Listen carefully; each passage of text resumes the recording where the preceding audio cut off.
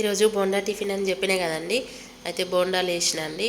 అవి చేయితో వేస్తే అంటే మనకు అలవాటు లేదు కదా. ఫస్ట్ టైం ఇది సెకండ్ టైం నేను బోండాలు చేయడము. ఫస్ట్ చేయితో వేసిన, తర్వాత స్పూన్తో వేసిన. ఇక లేని ఆకారాల్లో నచ్చినాయి. అంటే కొన్ని బల్లులు, కొన్ని ఎలుకలు అట్లా షేప్స్ వచ్చినాయి. ఇంకా స్పూన్తో వేద్దామని, లేదంటే చిన్న బొండల టైప్ వేద్దామని చెప్పేసి చిన్న బొండల టైప్ వేసిన. ఇవి అన్ని వచ్చిన తిప్పలు ఎందుకండి. ఇడ్లీ, దోశ చేయొచ్చు, ఉప్మా చేయొచ్చు.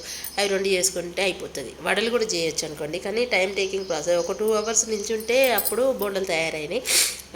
1 అవర్ కలిపి పెట్టిన. అంటే టేస్ట్ మంచిగానే ఉంది, కానీ కొంచెం పిండి లోపల గట్టిగా అయింది.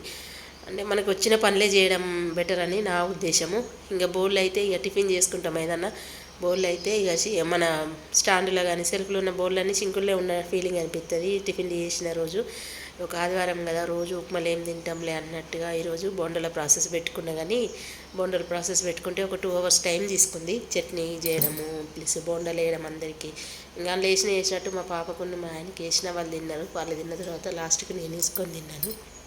ఇంకా తర్వాత ఇంకా సండే మనము వారం నుంచి మండే టు సాటర్డే ఎంత ఎదురు చూస్తామో అంత వన్ డే మా పనులకే సరిపోతుంది సండే. ఈ పనులు ఆ పనులు టిఫిన్ చేసుకోవడం, వంట చేసుకోవడం, తినడం. కాసేపు ఇట్లా ఉరుకుతామో లేదో ఈవినింగ్ అవుతుంది. మళ్ళీ ఈవినింగ్ పనులు స్టార్ట్ అయితే మళ్ళీ నెక్స్ట్ డే మండే. యథావిధి రొటీన్ లైఫ్. ఇంకా మాకు పెళ్ళి తర్వాత అసలు బ్రేక్ లేకుండే. ఈరోజు యాక్చువల్గా అమ్మ వాళ్ళ ఇంటికి వెళ్ళేది ఉండే. వాళ్ళు వడి బియ్యం అడుగుతారు రమ్మని అన్నారు. కానీ ఇంకా 15 days బాగా తిరుగుడు అయింది కదా, ఎండ కొంచెం ఎండ దెబ్బ తాకినట్టు అయింది. ఇంకా మేము రాము, మీరే చేసుకోండి అని చెప్పేసినాము. మళ్ళీ నెక్స్ట్ డే ఇంకా డ్యూటీలోకి వెళ్ళాలి. ఈ తిరుగుడు చేయబట్టి బాగా అలసిపోతున్నామండి. ఈ ఎండలు అయితే ఘోరం. అసలు ఇంత కూడా తగ్గుతుంది. వర్షం పట్టినట్టే పడుతుంది, కానీ మళ్ళీ ఉడకబోస్తుంది, ఎండ కొడుతుంది. మనం తట్టుకునేంత శక్తి లేదా, అవి ఎక్కువనే మనకు అర్థం కావట్లే. ఆ బౌల్ చూసిరా, ఆ బౌల్లన్నీ సింకులు ఉన్నాయి. అవన్నీ ఇంకా తోమేసి ఇంకా మళ్ళీ నెక్స్ట్ వంట స్టార్ట్ చేయాలి. థ్యాంక్ యూ అండి. సబ్స్క్రైబ్ చేసుకోండి.